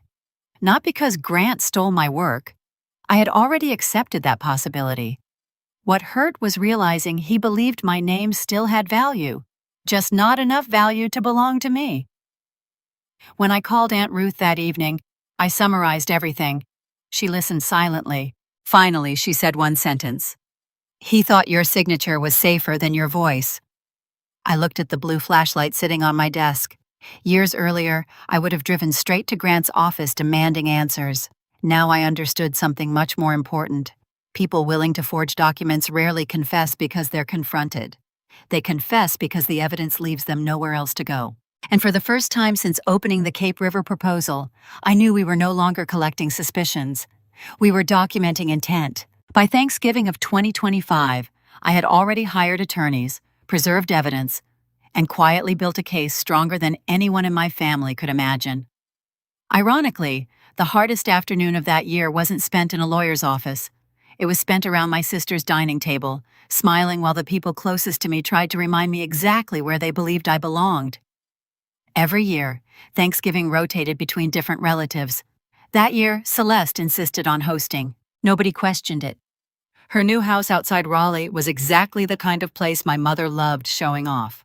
Large stone entrance, perfect landscaping, an oversized dining room designed for entertaining. Everything looked expensive without looking flashy. According to Beverly, it was the kind of home successful people build. I arrived 15 minutes early carrying an apple pie from a local bakery. Not because I couldn't bake one. Because I had spent the previous night reviewing legal documents until almost midnight. Celeste opened the door wearing a perfectly pressed cream sweater. She smiled, not warmly, politely. Nora, you actually made it. I said I would. She stepped aside without offering a hug. Inside, the house already smelled like turkey, rosemary, and cinnamon. For a brief moment, I allowed myself to pretend it might be a normal family holiday. That illusion lasted less than 5 minutes. Nora, Beverly's voice came from the kitchen. Could you help with the ice? I put my coat down, then carried 2 heavy bags from the garage. Before I finished filling the coolers, Nora, would you set the extra chairs? Then, Nora, can you watch the kids for a few minutes? Later, Nora, would you refill everyone's drinks? None of those requests bothered me individually. Families help each other during holidays. But after the 10th request, a pattern became impossible to ignore. No one asked Celeste, no one asked Grant, no one asked any of the guests, only me. I had quietly become part of the catering staff. Around 3 o'clock, the first investors arrived. I recognized one of them immediately from industry conferences, Thomas Avery. Another introduced herself as Melissa Grant, not related to my brother-in-law, a logistics investment consultant working with the Cape River project. Neither of them recognized me. That was exactly how I preferred it. Grant immediately shifted into presentation mode. His laugh became louder. His stories became bigger. He walked everyone toward the living room where architectural renderings of Cape River had been placed on display. I stayed in the kitchen helping Aunt Ruth arrange dessert plates. She noticed before anyone else. You've peeled enough potatoes for 3 Thanksgivings. I smiled. I'm fine. She gave me the look only Ruth could give, the one that meant don't lie to me. Before either of us spoke again, Beverly appeared. Nora? The gravy needs stirring. Ruth quietly reached for the spoon instead. I've got it. Beverly frowned slightly. It's Thanksgiving. We all help. Ruth didn't argue. She simply kept stirring. Sometimes resistance doesn't need to be loud. Dinner finally began. 18 people filled the dining room. Grant sat beside the investors, Celeste beside him. Beverly positioned herself where everyone could see her. I ended up near the far corner beside Ruth. Halfway through the meal, conversation turned toward careers. One guest asked Grant how business was going. He smiled confidently. We've got several major projects moving at once. Cape River could change everything. Thomas nodded. I've heard good things. Grant lifted his wine glass. We've invested heavily in operational compliance. I kept eating. He had no idea I already knew exactly what that sentence meant. Melissa looked around the table. What about the rest of the family? Beverly answered before anyone else could. Our oldest daughter is an attorney. She smiled proudly toward Celeste. We're very blessed. Then Melissa looked at me. And you? Before I opened my mouth, Grant laughed. Nora keeps the trucking industry organized. Several people chuckled politely. It's mostly paperwork, he continued. She's happiest behind filing cabinets. Celeste smiled. Nora has always preferred staying behind the scenes. I guess every family needs someone willing to do the boring work. More laughter, not cruel laughter, comfortable laughter. The kind that comes when everyone assumes the joke is harmless. Only Ruth didn't laugh. Neither did I. A few minutes later, Beverly stood to make her traditional Thanksgiving toast. Every year she thanked God, family, and hard work. This year she added something else. I'm proud of both my daughters. I actually felt hopeful for 1 second. Then she continued. One was born to lead. She looked directly at Celeste. The other, her eyes found me, has always been practical. Several people smiled politely. Beverly laughed softly. Not everyone is meant to stand in front of the room. Some people simply make life easier for everyone else. She meant it as praise. Everyone knew it wasn't. Grant raised his glass. To the people who keep the paperwork moving. Another round of laughter. I looked around the table. 18 faces, 2 investors, neighbors, friends, family. Every single one of them had just watched my mother reduce my entire life to an administrative footnote. For a few seconds, the old version of me wanted to defend herself, to explain tide lock, to mention Harborline, to list clients, revenue, employees, awards, everything. Instead, I remembered something Ruth once told me. Never waste the truth on people committed to misunderstanding you. I slowly folded my napkin, set it beside my plate, then stood. The room became quiet. Beverly looked confused. Nora? I smiled, not because I felt happy, because I finally understood something. My whole life, I said calmly, I've been trying to earn a seat at this table. I looked around the room. I just realized I've had one all along. Then I turned toward my mother. The difference is, I don't have to stay in it. Nobody spoke. I picked up my coat. Before leaving, I looked toward Grant. You should enjoy your project. It seems very important to you. He smiled back confidently. It is. I hope it works out. Those were the last words I said before walking out the front door. Behind me, conversation slowly started again. They thought I had left because my feelings were hurt. They thought I couldn't handle another Thanksgiving. They thought the quiet daughter had finally accepted her place. They couldn't have been more wrong. For the first time in my life, I hadn't walked away because I was defeated.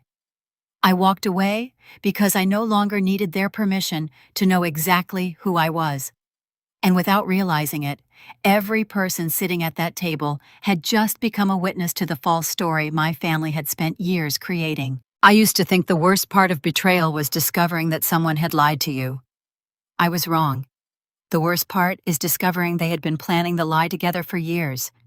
By the time Aunt Ruth showed me what she had saved, I stopped asking whether my family had misunderstood me. They hadn't. They had simply agreed on a version of me that made their lives easier.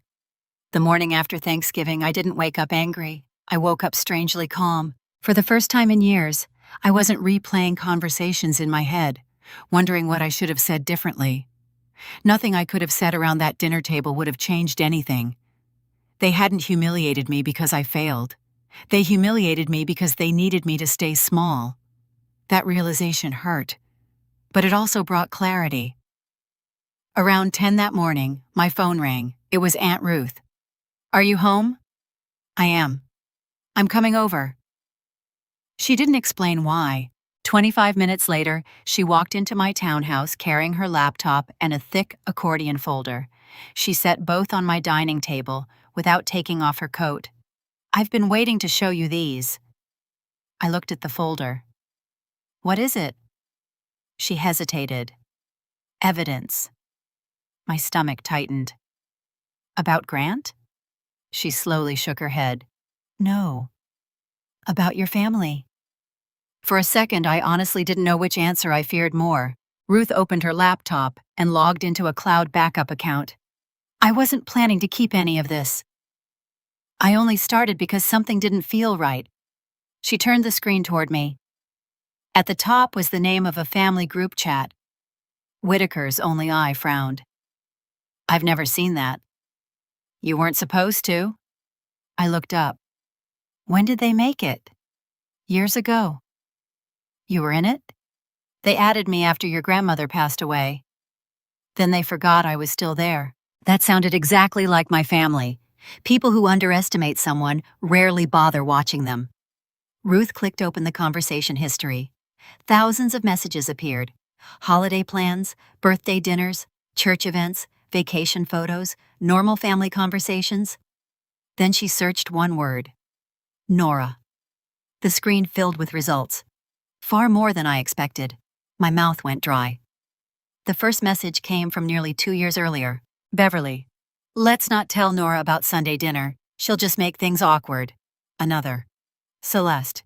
She probably has to work anyway. Then another. Grant. Less drama for everyone. I kept reading. The messages weren't explosive. They were casual. That somehow made them worse. They weren't arguing about excluding me. They treated it like routine housekeeping. As if leaving me out required no discussion at all. Ruth quietly watched my face. You don't have to read all of this today. I do. I kept scrolling. Months passed in minutes. Family barbecues I never knew about. Birthday brunches, weekend trips, holiday shopping, movie nights. Every time my name appeared, it meant one thing. Don't invite Nora. She'll complain. She'll feel uncomfortable. She won't fit in. Not once had anyone replied, maybe we should ask her. Not once. Then we reached the weeks before Thanksgiving. The tone changed. The messages became more deliberate. Celeste. Thomas Avery is coming. Beverly. Good. He should meet successful people. A few hours later. Grant. We'll invite Nora so nobody can say we excluded her. Then. Celeste. Exactly. Just don't let her dominate the conversation. I almost laughed. Dominate? I had barely spoken during the entire dinner. Then I found the message that made my hands stop moving. It came from my mother. Beverly. Sometimes I honestly think life would have been easier if I'd only had one daughter. I stared at the screen, over and over, reading the same sentence. Not because I misunderstood it, because I wanted to. Ruth reached across the table and quietly closed the laptop for a moment. You can take a break. I shook my head. No. I need to see all of it. She opened the screen again. Near the bottom of the conversation sat another exchange, 3 days before Thanksgiving. Grant. Don't worry. She still thinks she's the smart one. Then, Celeste. She's predictable. If Mom starts talking about careers, Nora always shuts down. Then, Grant. Good. She's easier to manage when she's trying not to cry. My chest tightened, not because they insulted me, because they had discussed my emotional reactions the way people discuss business strategy. They weren't hoping Thanksgiving would embarrass me. They had planned for it. Then I found the message that connected everything. Grant wrote, borrowed a few things from Nora's old work. She'd never know what they're worth anyway. I read it twice. He never mentioned Tidelock by name. He didn't need to. By itself, the message sounded vague. Combined with the proposal, the metadata, the forensic report, it became something much more important. Motive. He didn't accidentally copy my work. He believed I was too insignificant to recognize its value. That single sentence tied the family betrayal directly to the business betrayal. I looked toward Ruth. Why didn't you show me this sooner? She answered without hesitation. Because last year you would have confronted them. And now? Now you'll document them. She was right. A year earlier, I would have driven straight to my parents' house demanding explanations. Now I opened my evidence ledger instead. Each screenshot received its own entry.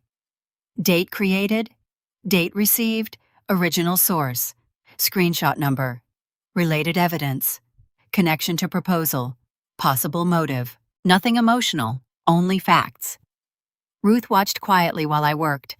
Finally, she smiled. You've changed. I know. No. She shook her head. You've grown. There's a difference. By sunset, every screenshot had been preserved 3 different ways. Original exports, encrypted backup, attorney copy, printed copies inside a labeled evidence binder. Nothing would ever depend on one device or one memory. As I closed the final folder, I realized something that surprised me. The messages hurt, deeply. But they also gave me something I hadn't had since the day Grant fired me. Certainty. I hadn't imagined the exclusion. I hadn't exaggerated the humiliation. I hadn't been too sensitive. For years, I kept wondering if I had somehow misunderstood my own family. Now I knew the truth. They hadn't simply built a false story about me for other people. They had rehearsed it together until they believed it themselves. And for the first time, their own words had become part of the evidence that would eventually destroy the story they had spent years protecting. By the time we finished organizing every document, screenshot, and forensic report, I realized something important. I no longer needed another dramatic discovery. What I needed was discipline. If Grant and Celeste had broken the rules, I wasn't going to expose them by shouting louder. I was going to give them one chance to do the right thing, and then let their own decisions become part of the evidence. The Monday after Thanksgiving, I sat across the conference table from my attorney, Daniel Mercer. Every binder was neatly arranged.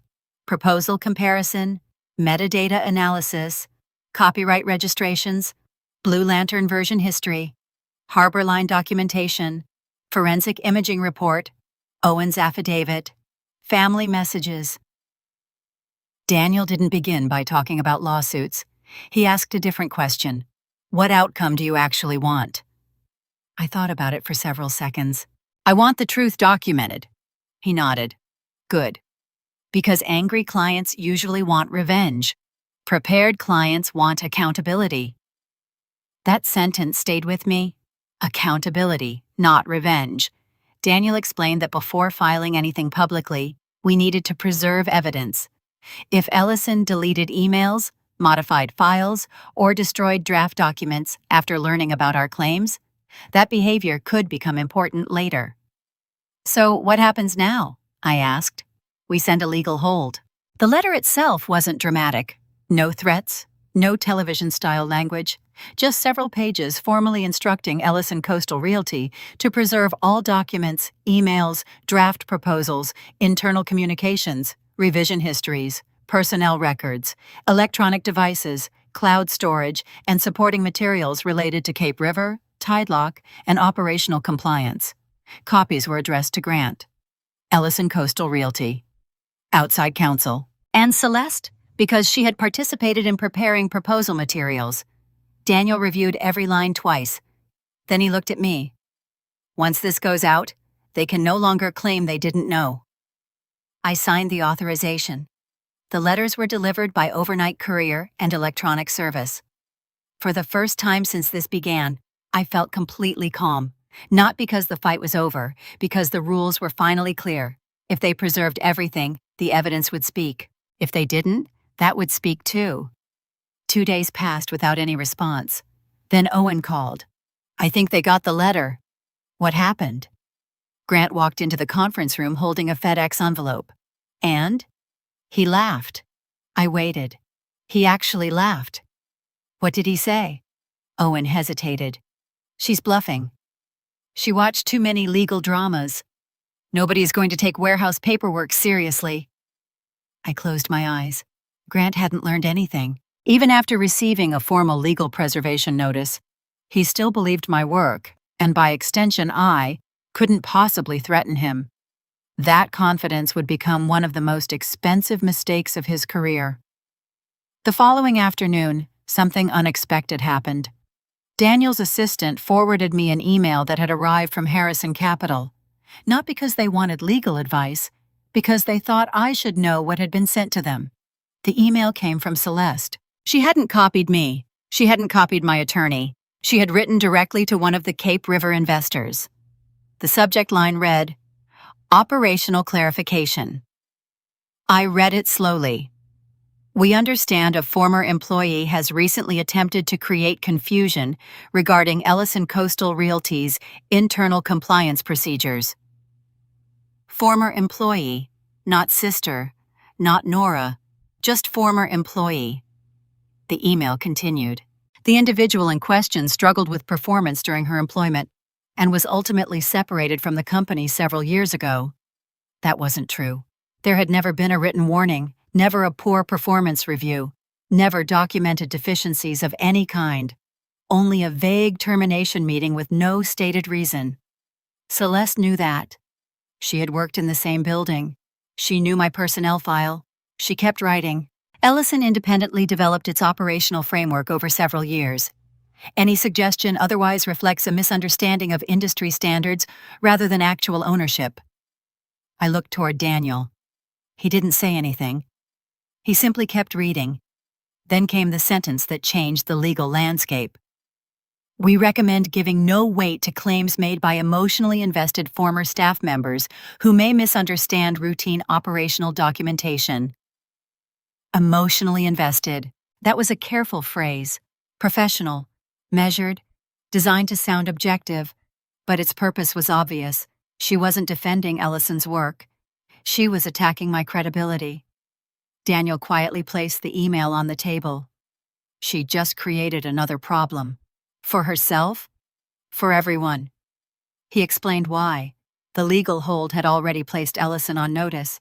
Instead of preserving the situation, Celeste had actively contacted an investor and repeated factual claims she either knew or should have known could not be supported. She wasn't simply expressing an opinion. She was making factual statements about my employment history and professional competence. Statements that documentation could now disprove. Within an hour, Harrison Capital responded. Not to Celeste, to my attorney. Their message was brief. We have received conflicting representations regarding ownership of certain operational materials. In light of the correspondence exchange today, we request that all future communications concerning these issues proceed through legal counsel until ownership questions are resolved. Daniel smiled for the first time that afternoon. They're stepping back. Is that good? It's very good. They're protecting themselves, which means they recognize there's a real dispute. That mattered. Professional investors don't suspend communications over family disagreements. They do it when they believe legal risk has become real. Late that evening, Owen called again. His voice sounded even more nervous than before. They had another meeting. What kind? Grant wanted everyone to stop discussing Tide Lock in emails. I stayed silent. He said if anyone had questions, they should talk in person. Daniel had predicted something similar. Once people realize written records can become evidence, conversations often move offline. That didn't erase what already existed. It simply showed they understood the risk. The next morning, our forensic consultant completed another review. He compared the timestamps on several proposal revisions with the delivery date of the legal hold. 3 files had been opened afterward. One document showed formatting changes. Another contained deleted comments. None of those actions necessarily proved wrongdoing, but they established something important. Relevant documents were still being modified after formal preservation instructions had been received. Everything went into the evidence ledger, not as accusations, as chronology, date, time, document, observed activity, supporting metadata. No assumptions, only facts. That evening, I sat alone in my office after everyone else had gone home. The blue flashlight still rested in the corner of my bookshelf. I hadn't carried it every day anymore, but I never stopped keeping it nearby. I picked it up and turned it over in my hand. Years earlier, losing my job had convinced me that people with titles always controlled the story. Now I understood something different. The story belonged to whoever respected the evidence enough to preserve it. Grant believed confidence could erase facts. Celeste believed carefully chosen language could rewrite history. Neither of them realized that every decision they made after receiving that legal hold wasn't protecting them. It was documenting intent. And from that moment forward, they weren't just defending a false narrative. They were actively building the record that would eventually expose it. By the beginning of 2026, our case had become much stronger than I ever imagined. The strange part was that almost none of it had happened in a courtroom. Grant and Celeste had built most of the evidence themselves. My job was no longer to chase the truth. My job was to organize it, protect it, and make sure it appeared at exactly the right time. The invitation arrived on a rainy Tuesday morning. Keisha walked into my office carrying a thick white envelope with a gold seal across the back. "You'll want to open this yourself." I smiled. "You sound unusually excited." "I am." The return address belonged to the Southeastern Commercial Logistics Association. Every year, the organization hosted one of the largest industry conferences in the region.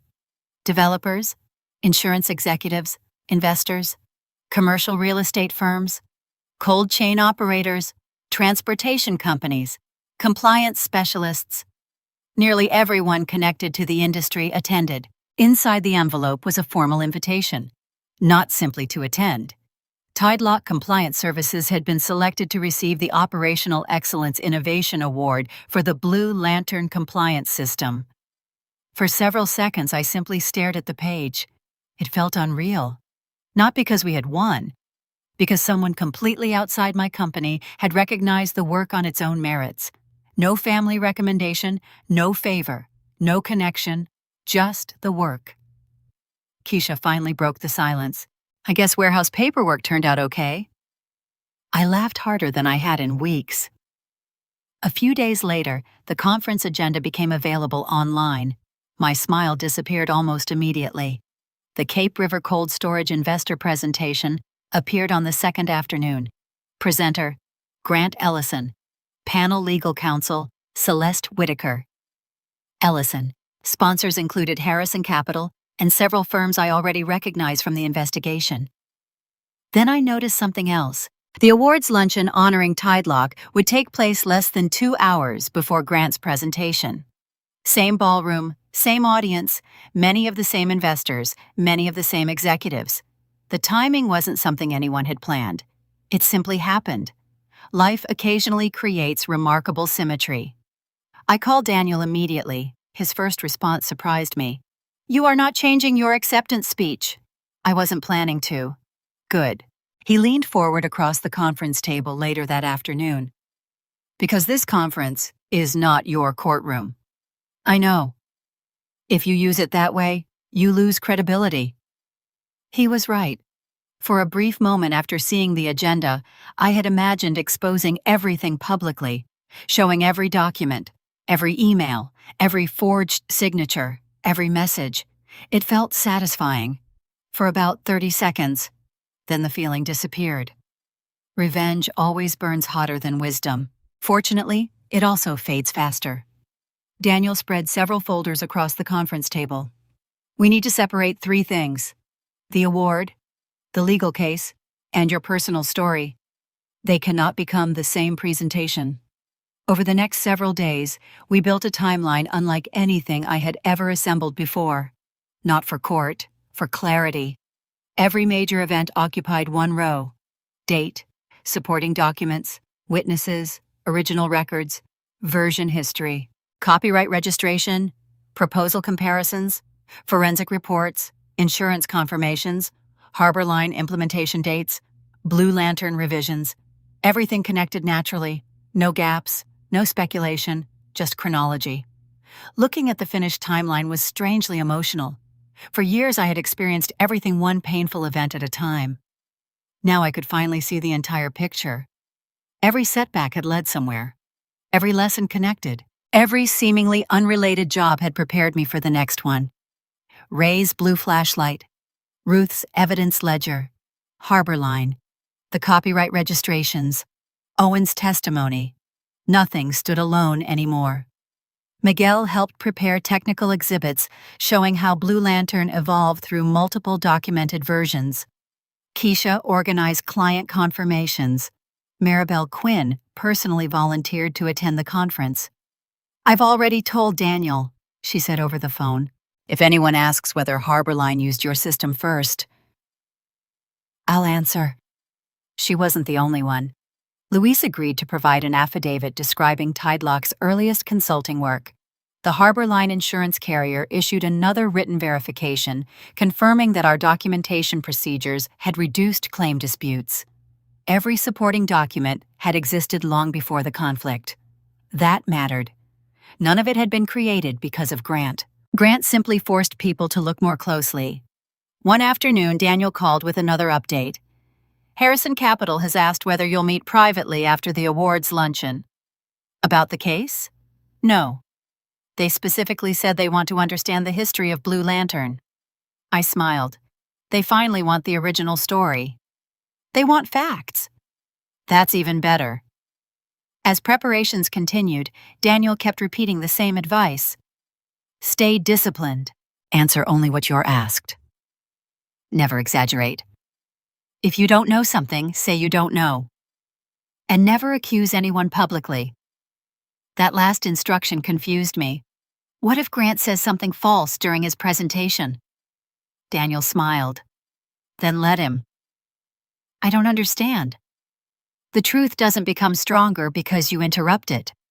It becomes stronger because it survives comparison." That sentence changed how I viewed the conference. I wasn't walking into Charleston to defeat Grant. I was walking in to tell the truth about Tidelock.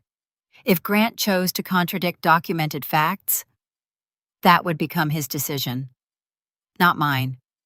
A week before the conference, I finished writing my acceptance remarks. They lasted just under 6 minutes. No mention of Ellison, No mention of lawsuits. No mention of family. I thanked my employees. I thanked clients who trusted us. I thanked Ray for teaching me that every shipment tells a story. I thanked Aunt Ruth for teaching me that evidence deserves respect. I ended with one sentence. The strongest compliance system isn't the one that catches the most mistakes.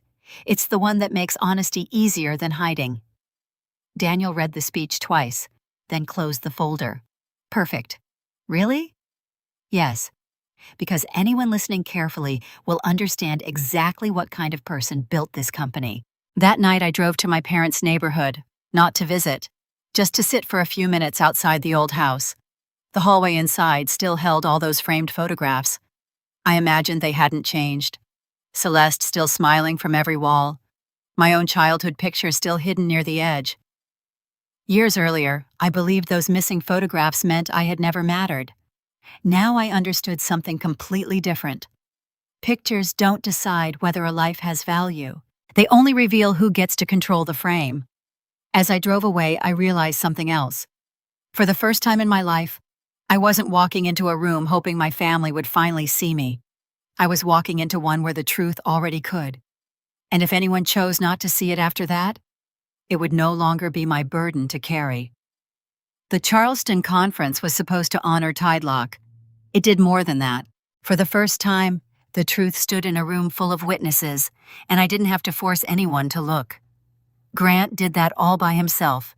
The ballroom at the Charleston Conference Center held more than 900 people. I knew that because Keisha whispered the number to me while we stood near the side entrance. 912 checked in this morning. She sounded proud. I felt like I might forget how to breathe. Rows of round tables filled the room. White linens, centerpieces with blue glass, sponsor banners across the back wall, screens on both sides of the stage displaying the conference logo. Commercial real estate executives sat beside insurance carriers. Investors sat beside logistics operators. People who normally met behind closed doors were suddenly all in the same room. And near the front, at a table reserved for Cape River's investor group, sat Grant and Celeste. My mother was beside them. My father sat quietly at the edge. Beverly wore a pale blue dress and the kind of smile she used when she believed important people were watching. Celeste looked polished and calm, one hand resting near Grant's arm. Grant leaned back in his chair like a man who had already won. He had no idea the award luncheon was about Tidelock. At least not until the first slide appeared. Operational Excellence Innovation Award. Tidelock Compliance Services, Blue Lantern Compliance System. I watched Grant's face change, only for a second, but I saw it. His smile didn't disappear completely. It tightened. Celeste leaned toward him, whispering something I couldn't hear. Beverly looked confused, then looked at the stage, then back toward Celeste. My father simply lowered his eyes.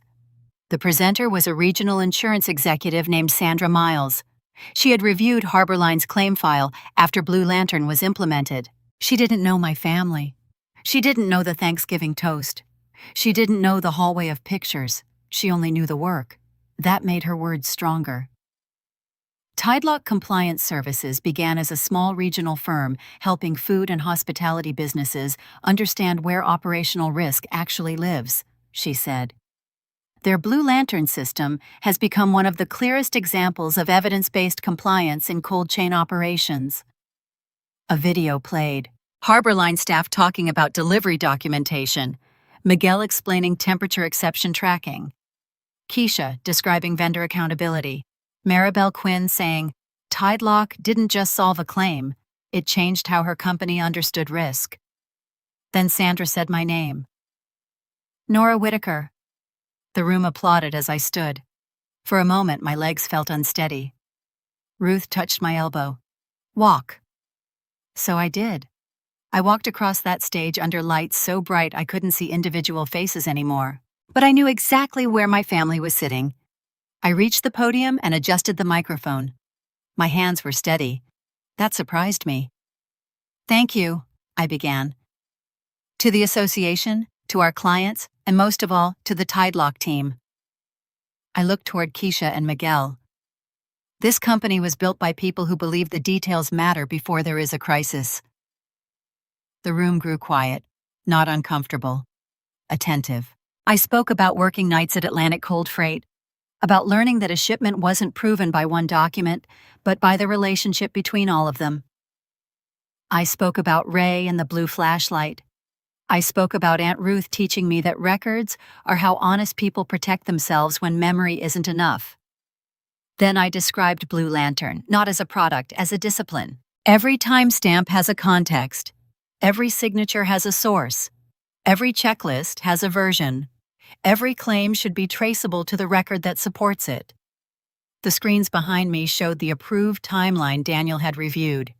The first client assessments, the Harbor Line implementation, the registered training materials, the copyright filings, the version history, the insurance confirmation.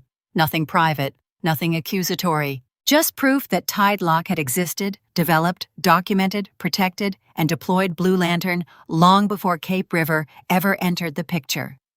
I never said Grant's name. I never said Celeste's name. I didn't have to.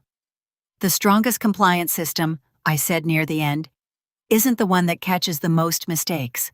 It's the one that makes honesty easier than hiding. For a second, there was silence. Then the applause rose. Not polite applause, real applause. People stood. Maribel first, then Keisha, then Miguel, then entire tables. I saw Beverly remain seated. I saw Celeste staring at the screen. Grant's jaw was clenched. My father was looking at me with an expression I had never seen before. Not pride, exactly. Recognition. It was too late, but it was there. After I stepped down, people came up to shake my hand. Insurance executives asked for cards. A hotel owner asked whether Tide Lock was accepting new clients. A reporter from a regional business journal requested an interview. Then the Cape River panel began setting up. Grant should have stayed calm. He should have let the moment pass. He should have let his attorney speak later through proper channels. But Grant had built his entire life around confidence. And confidence is a dangerous thing when it has never been tested by consequences.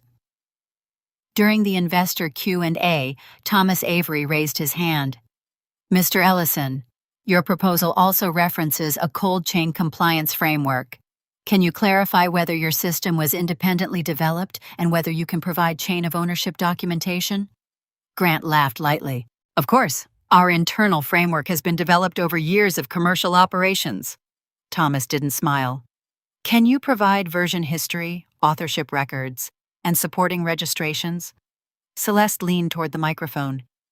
Those details can be handled offline. Then another investor spoke. Given what we just heard from Tide Lock, I think clarification is appropriate. The room shifted, people turned, not dramatically, but enough. Grant stood. That was his mistake. This is ridiculous, he said, voice sharper than before. Nora worked for my company years ago. She was a filing assistant. Anything she knows about commercial documentation she learned under Ellison. The room went still. He had done what I refused to do. He made it personal. He made the connection public. I stayed seated. Daniel, my attorney, did not. He approached Thomas Avery's table calmly and handed him a sealed copy of the preservation notice already issued to Ellison. This matter is subject to ongoing legal review, Daniel said. Tide Lock is prepared to provide verified ownership documentation through counsel. A reporter standing near the aisle lifted her phone. Celeste's face changed first. She understood what Grant had just done. He had publicly claimed ownership influence over my work in a room where my documented timeline had just been presented by third-party industry witnesses. Thomas looked at Grant. Do you have comparable documentation? Grant opened his mouth. No answer came out. Maribel stood from her table. For the record, Harbor Line implemented Blue Lantern before Ellison submitted any Cape River proposal. We have the contracts, training materials, claim files, and dates. Keisha stood next. Tide Lock's version history is archived internally and externally. Miguel added, I was part of the team that created the cold chain silence window protocol during Harbor Line. The phrase landed like a dropped glass. People had heard it in my presentation. People had seen it on the timeline. Now they understood why it mattered. Grant looked at Celeste. Celeste whispered something harshly. Beverly had stopped smiling. My father looked like he wanted to disappear. Thomas closed his folder. Until ownership is clarified, Harrison Capital will suspend review of Ellison's Cape River materials. A murmur moved across the room. Not loud, not chaotic. Worse, professional, measured, final. Grant sat down slowly. The humiliation didn't come from me yelling at him. It came from silence, from investors closing folders, from attorneys exchanging looks, from a reporter typing, from every person in that ballroom understanding that a man who had mocked warehouse paperwork could not prove ownership of the framework he had been selling. I looked down at the small blue pin on my jacket. For years I had carried that light through dark loading yards, checking seals nobody else cared about. Now the light was everywhere. On screens, in documents, in witness statements, in a room full of people who finally understood what my family never bothered to ask. They saw me that day. All of them. But the surprising part was how little I needed it by then. Because long before Charleston, long before applause, long before Grant stood up and destroyed his own credibility, I had already done the hardest thing. I had learned to see myself. The courtroom wasn't where my story ended. Neither was the conference stage. By the time the legal process finally reached its conclusion, I had already discovered something far more valuable than winning a case. I no longer needed my family to admit who I was. The Charleston Conference changed everything. Not overnight. Real consequences rarely happen overnight. They arrive one document, one decision, and one signature at a time. Within 48 hours of the conference, Harrison Capital formally suspended negotiations with Ellison Coastal Realty regarding the Cape River Cold Storage Project. The official statement was carefully written. Pending resolution of ownership and compliance concerns, professionally worded, legally cautious, completely devastating. Cape River represented almost 5 years of projected revenue for Ellison. Without it, investors began asking questions Grant had never expected to answer. Several existing clients requested independent reviews of Ellison's compliance procedures. 2 major commercial developers postponed contract renewals. Insurance carriers demanded additional documentation before approving new operational certifications. Reputation disappears much faster than it is built. Grant learned that lesson the hard way. The legal case itself lasted several months. Most of it happened exactly the way Daniel predicted, not through dramatic courtroom speeches, through evidence. Our copyright registrations, Blue Lantern's archived version history, Harborline implementation records, metadata analysis, forensic reports, Owen's sworn affidavit, the internal proposal drafts, Grant's own emails, the Thanksgiving witness statements, the family messages showing motive. Each piece supported another. No single document carried the case. The entire chain did. Eventually, Ellison's attorneys requested mediation. Daniel asked me one question before negotiations began.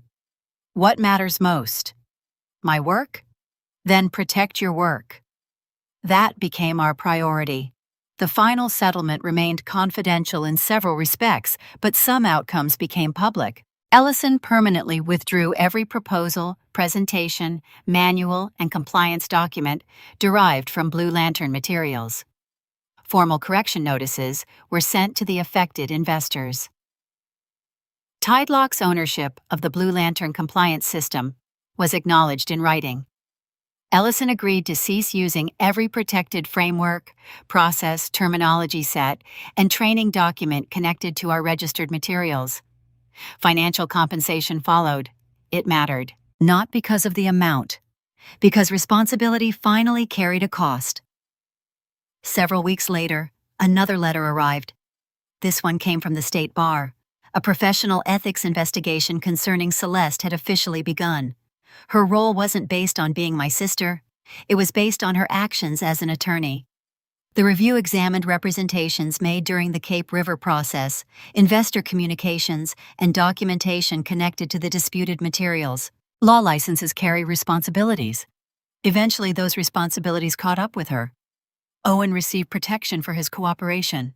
Watching him rebuild his career brought me genuine happiness. He once apologized for not speaking sooner. I told him the truth. You spoke when you were ready. That's what courage looks like. A few months after the settlement, Beverly called, not to apologize, not exactly. I hope you're happy. I smiled sadly. I am. You destroyed your own family. There it was. The sentence I had expected for years. For so long I would have defended myself, explained everything, listed evidence, argued. I didn't do any of those things. I didn't destroy our family, Mom.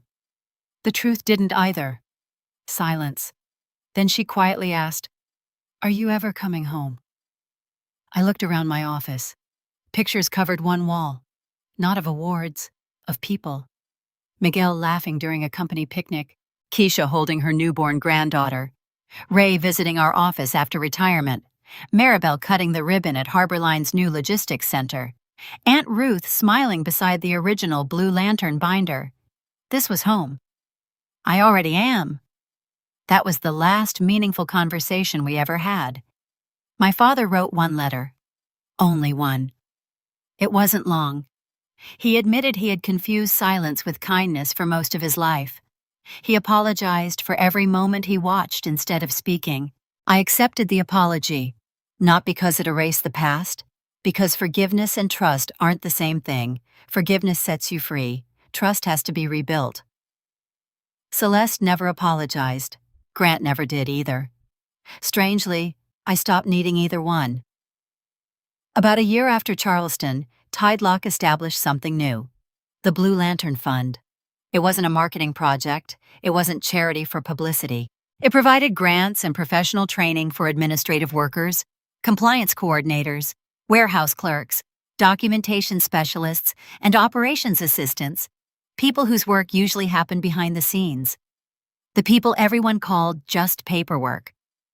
Every scholarship recipient received the same blue flashlight. Inside the box sat a handwritten note. Truth leaves traces. Learn to see them, then protect them. Nora. Sometimes recipients asked why a flashlight. I always smiled. Because the important things are rarely hidden in daylight. On the 5th anniversary of Tidelock's incorporation, I visited Atlantic Cold Freight. Ray met me outside the same operations building where he had once handed me an old blue flashlight. You've done all right. I had good teachers. He laughed. I only taught you logistics. No. You taught me to check the seal before trusting the paperwork. He grinned. I guess that lesson traveled farther than I expected. It certainly had. Not long afterward, I drove one last time past my childhood home. The hallway windows were open. From the street, I caught a glimpse of the picture wall. Some frames had changed. Some had disappeared. I couldn't tell whether my photograph had finally been moved. For the first time in my life, I didn't care. Because I finally understood something that little girl standing beneath those family portraits never could. Being left out of someone else's frame does not erase your life. It simply means you were always meant to build your own. The blue flashlight still sits on the bookshelf behind my desk. Its paint is scratched. The batteries have been replaced more times than I can count. I almost never use it anymore. I don't have to. It reminds me of where I started. A forgotten daughter, a fired employee, a woman everyone believed was too quiet to matter. They thought I organized paperwork. What I was really doing was learning how to protect the truth. And once you learn that, no one can ever erase you again.